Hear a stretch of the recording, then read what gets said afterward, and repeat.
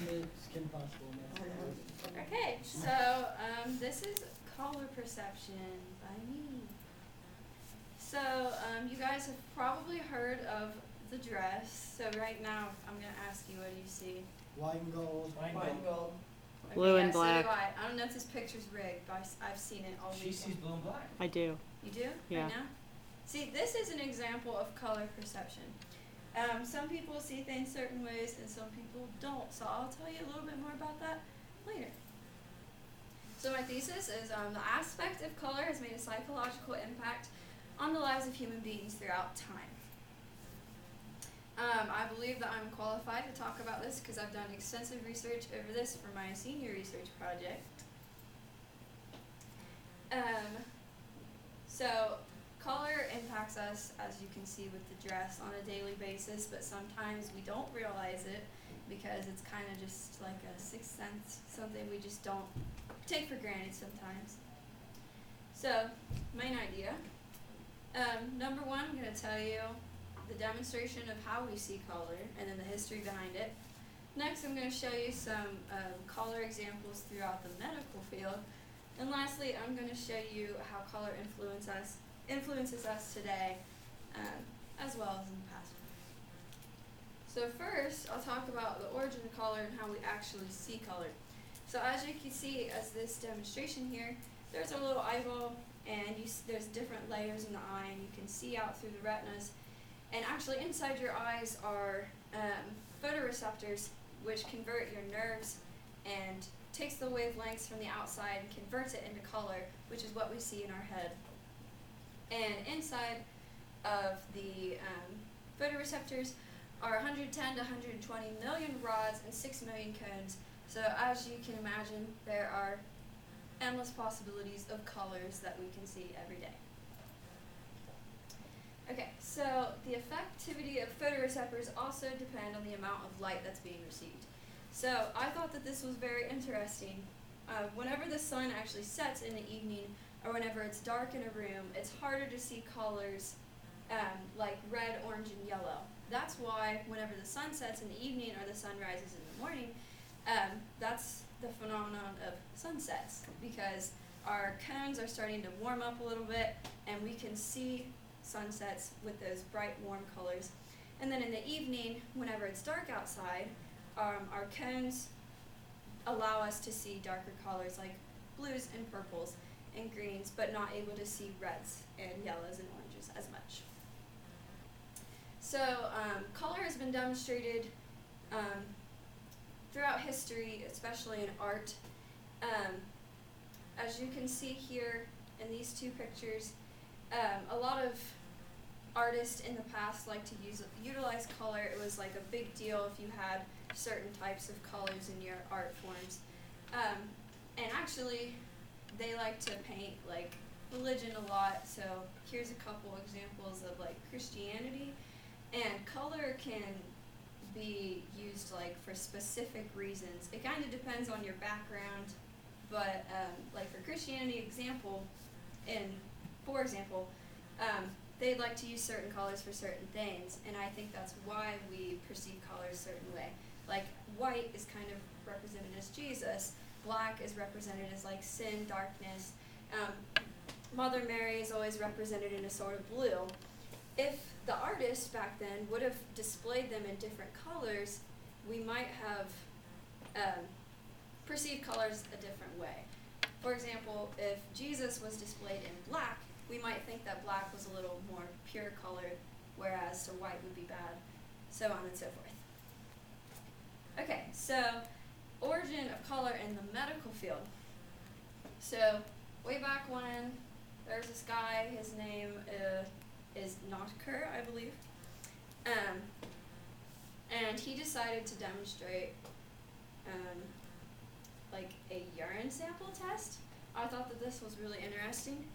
I got this from Stephen Wolfe in his book Color Perception, and he wanted to determine if the king's son would have a boy or a girl and if she was pregnant. So they demonstrated a urine test, and based on the different types of colors, he actually determined that he was going to have a baby boy, and whenever the baby came out, it actually did. It was a boy. I don't know the science behind that, never did explain it, but I thought that that was really cool. Okay, so moving on, based on what we were talking about with medicine before, this is our medicine today. So a lot of studies have discovered that the appearance of medication can determine its like productivity. So like for example, if you have like depression, but you had to take a dark pill every day, it might not be as effective because that's a psychological thing. But whereas if you were taking maybe a bright pill like a pink or yellow, that might help its effectivity a little bit more. Like I said in here, if you had a stomach ache, you probably don't want to see colors like nauseous green. So it also depends on like how receptive you are. Some people, I think color affects them a little more than others, but if you're going to be receptive to the color, then it is going to help you a little bit more. So color impressionism, the importance of color in a prescription actually was studied by C.G. Sanders.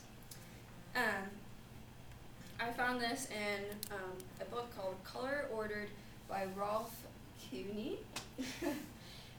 He believes that, C.G. Sanders believes that certain colors can also aid in ailments whenever you're sick.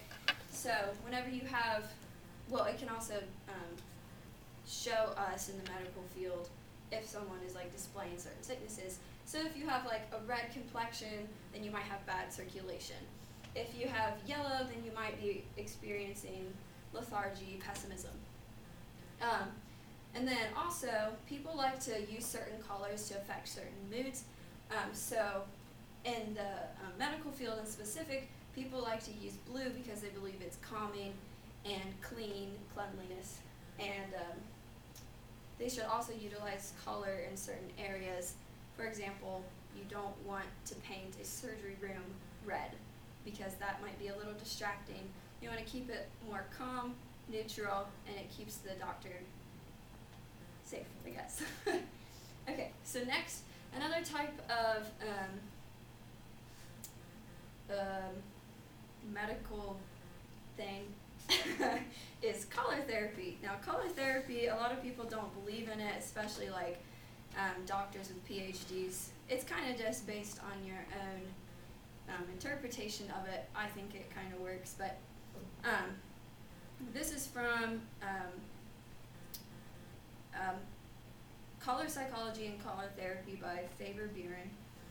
And he thinks that different types of colors can affect your mood and your outlook on life. So, and just different types of illnesses. So he thinks that like the color green can lower blood pressure and can aid in headaches. He thinks that yellow contains healing properties of tuberculosis and depression. And although color can be, like I said earlier with the art forms, color can also depend totally on your outlook of life. Some people in certain parts of the country might think that red is negative. Some people think that red is positive. So that kind of it depends on your personal upbringings. Color usages today. So, in 1964, Marshall McLuhan wrote the book Understanding Media to describe how business owners value the usage of color to increase consumer profit. So, as you can see here, I have a very lime green Ronald McDonald.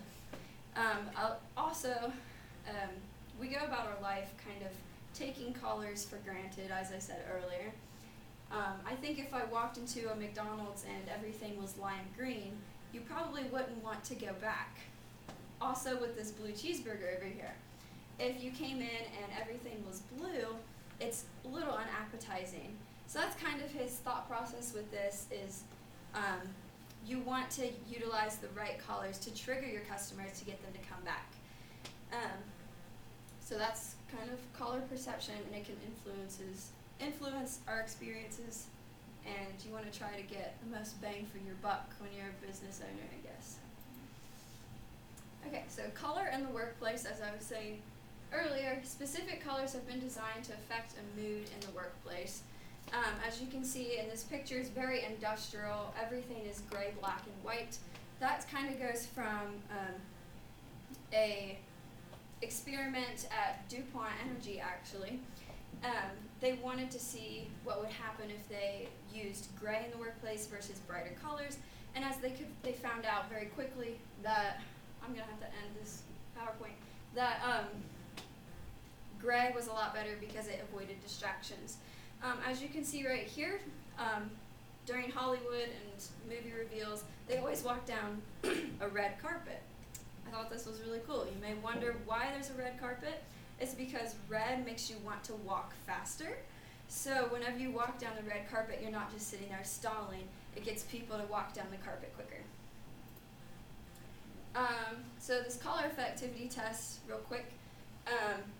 There was a professor in Tacoma, Washington, Dr. Alexander Shaw's PhD, that wanted to test the color effectivity on prisoners in a local prison, and so they painted everything in the prison a color named Drunk Tank Pink, and studies did show that the prisoners were susceptible to the colors, and they did lower their blood pressure and did calm down a little bit more, but eventually they did become a little angry for obvious reasons. So my conclusion, the sensation of color will reign forever as an influencer in lifestyles of many today, and all around the world, color has arguably made the biggest impact in the lives of everyone, whether it be scientifically, medically, or psychologically. It's okay.